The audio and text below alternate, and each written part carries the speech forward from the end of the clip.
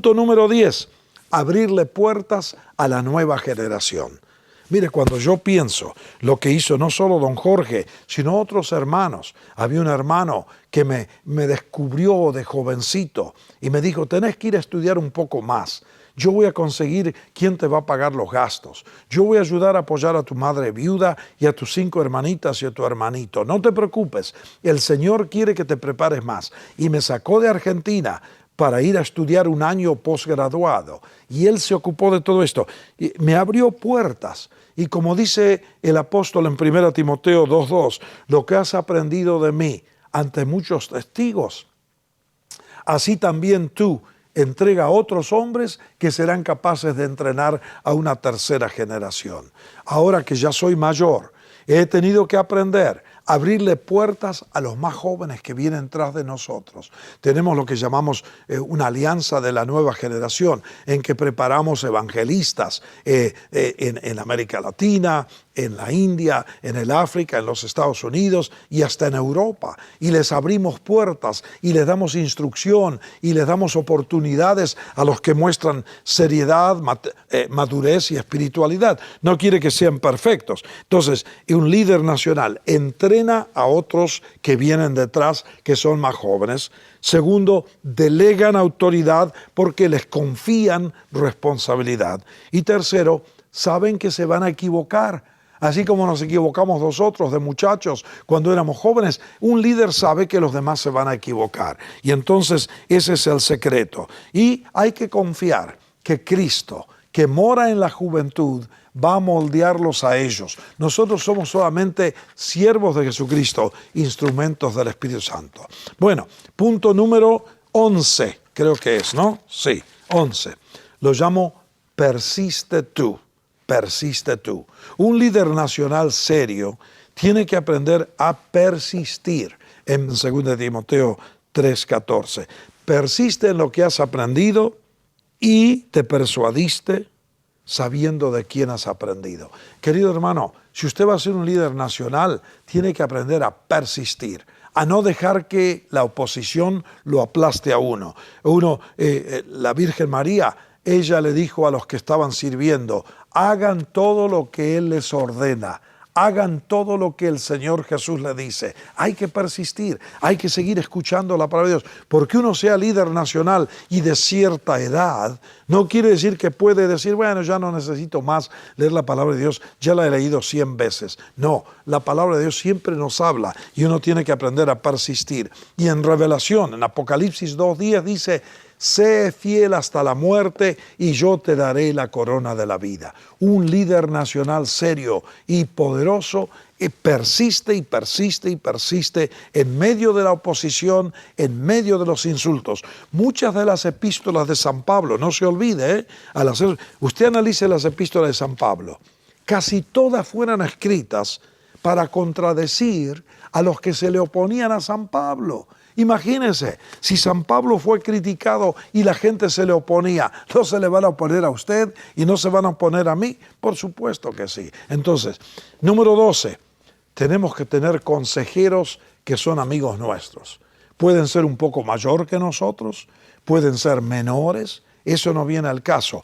¿Qué dice el libro de Proverbios? En la multitud de consejeros hay sabiduría. Y le digo, a veces cuando uno se pone de líder, se cree que las sabe todas. Un gran error. La Biblia dice que en la multitud de consejeros hay sabiduría. Es bueno tener, yo tengo como 4 o 5 círculos de amigos que son mis consejeros directa e indirectamente. A veces ellos no se dan cuenta, yo los estoy escuchando, escucho muy bien lo que dicen, les hago preguntas claves. Tengo un grupo que nos reunimos todos los miércoles en la mañana, cuando estoy en casa somos 9. Y a veces unos van, otros vienen porque somos mucho de viajar, pero somos amigos, una gran protección. Tengo otro círculo que está dentro de mi equipo evangelístico. Son amigos míos de muchos años. Hablamos, nos consultamos, nos ayudamos y somos prudentes, pero somos consejeros. Tengo otro grupo que son como una junta directiva, 15 hombres y una mujer, y son mis consejeros a nivel nacional. son de todos ciertos lugares de todo el mundo, de Europa, de América Latina, de los Estados Unidos, y son mis consejeros. Así que uno tiene muchos. Yo aprendí de Billy Graham, por ejemplo, hace muchos años tenía que hacer un asunto en Roma y me llamó por teléfono y me dijo, ¿qué te parece? Los latinos se me van a enojar si yo lo voy a saludar al Papa y tener unas palabras con él. Yo le dije, doctor Graham, usted es un hombre de Dios que está por encima de preocuparse, porque usted es un hombre de sana doctrina que proclama Jesucristo. Sí, pero no quiero ofender a los líderes latinos. Mire usted, Billy Graham me hace una pregunta a mí, y cómo no voy a aprender yo a hacer preguntas a otros. El número 13 es una integridad secreta. Un líder nacional, poderoso y serio, se cuida de la vida secreta, porque el secreto de vivir toda una vida como líder está en la vida secreta. Y un hombre, la santificación, como dice Mateo 5, bienaventurados los limpios, ¿qué? Corazón, porque ellos verán a Dios. No podemos perder la visión de Dios. Si perdemos la visión de Dios por no tener un corazón limpio, perdemos la autoridad como líderes y empezamos a desaparecer. Todos conocemos hombres y mujeres también, que el Señor los levantó para ser líderes nacionales y que un día tropiezan, no se arrepienten, no piden perdón y desaparecen del mapa. Nadie los condena, nadie los pone presos, nadie los corre, simplemente desaparecen. ¿Y por qué desaparecen? Porque le faltó integridad secreta en su corazón. ¿Hay peligro de tropezar? Absolutamente. Aun cuando uno llega a los 75 años de edad, hay tentación. El viejo hombre, la carne, la vieja naturaleza no cambia. Uno cambia su carácter, pero no cambia su temperamento. Uno nace con la vieja naturaleza y la vieja naturaleza está llena de pecado, como dice Romanos capítulo 7. Y solo nos quitamos la vieja naturaleza cuando llegamos a la presencia del Señor, sea por la segunda venida, cuando nos vamos como iglesia, o cuando nos morimos y nos vamos a estar con Cristo. Y 1 Juan 2 dice, seremos semejantes a Él porque le veremos como Él es. Así que la integridad íntima. Luego la integridad secreta. El que encubre su pecado, Proverbios capítulo 28, no prosperará, mas el que los confiesa y se aparta alcanzará misericordia. Uno puede tropezar, y cuando hablo de tropezar no me refiero solamente a pecado sexual, que es un tropiezo. Me refiero a la crítica, me refiero a la amargura, me refiero al temor, me refiero a desconfiar del Señor, me refiero a perder la fe de que el Señor va a proveer lo que necesitamos, porque nos está disciplinando. Así que cuando hablamos de integridad, no se trata solo de pecados groseros que hasta el mundo los condena, sino me refiero aún a los pecadillos de cada día. Entonces, caminar con integridad de corazón. Número 14, sacrificio por la causa. Un verdadero líder nacional serio y poderoso se sacrifica por la causa. Por lo tanto, con quien uno se casa tiene mucha importancia.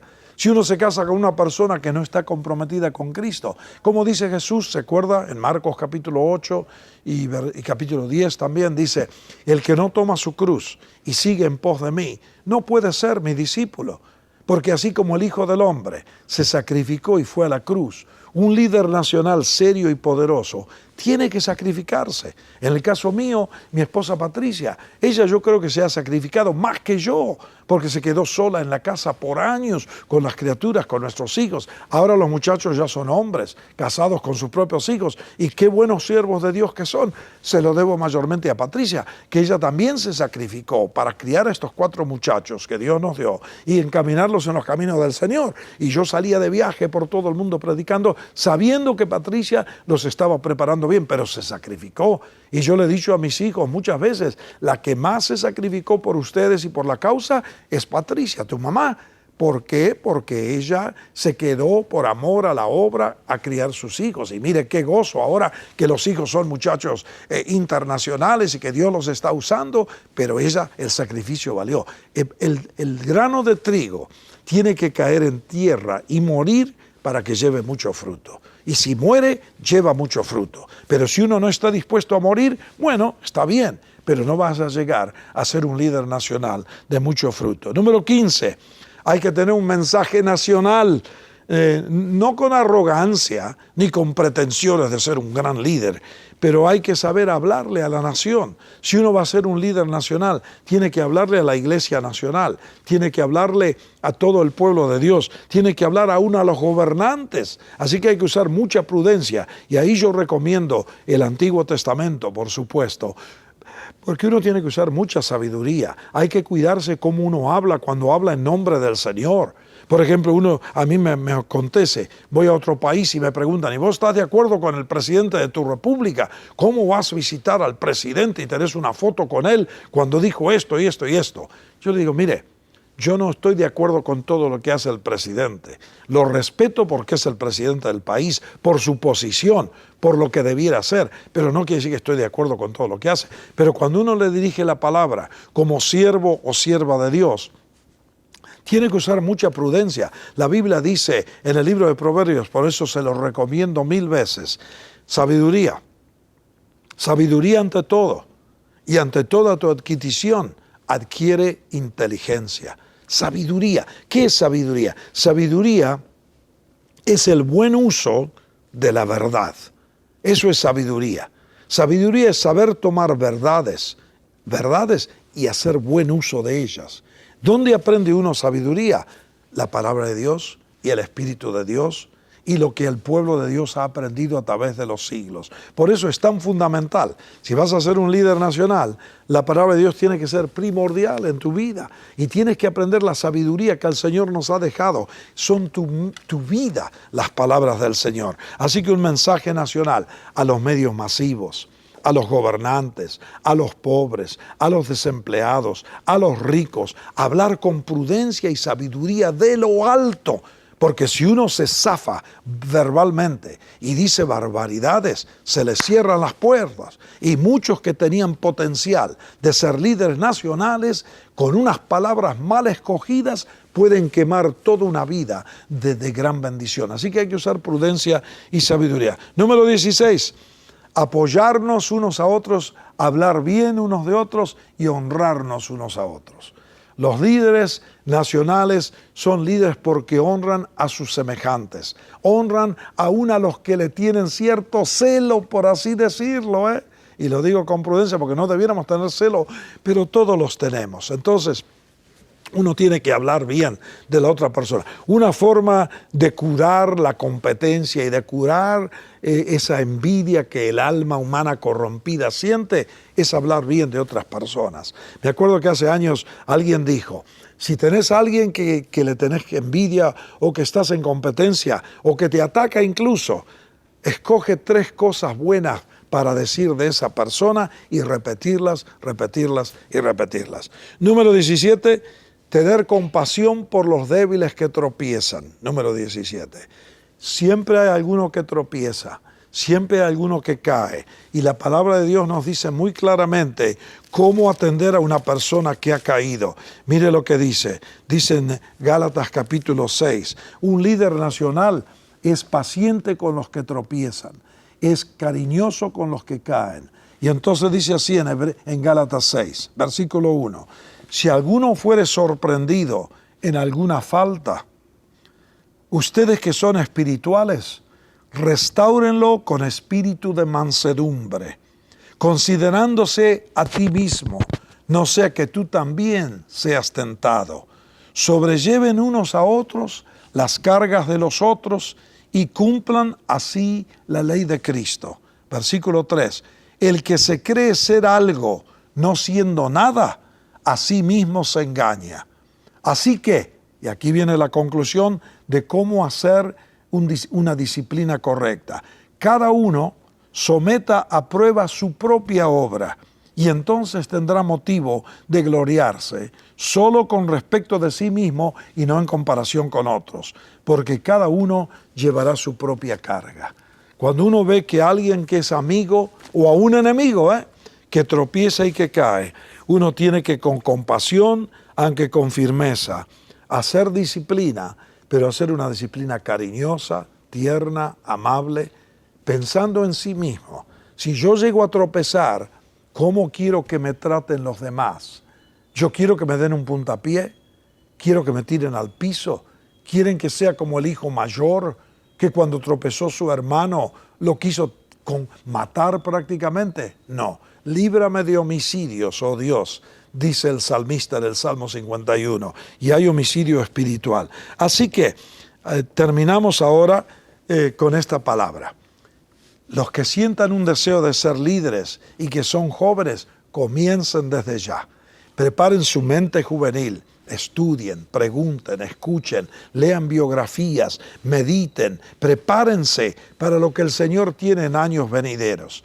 Dejen que el Espíritu Santo les abra puertas y no la carnalidad. Y el Espíritu de Dios los va a levantar. Háganse amigos de hermanos mayores que le dan un buen consejo y que te protegen dando su consejo. Y sobre todo, mantenernos santos en andar con Dios. Bueno, la clase se hizo larga, ya veremos cómo la arreglamos, pero que Dios lo bendiga y que se prepare bien para ser un líder nacional a su debido tiempo.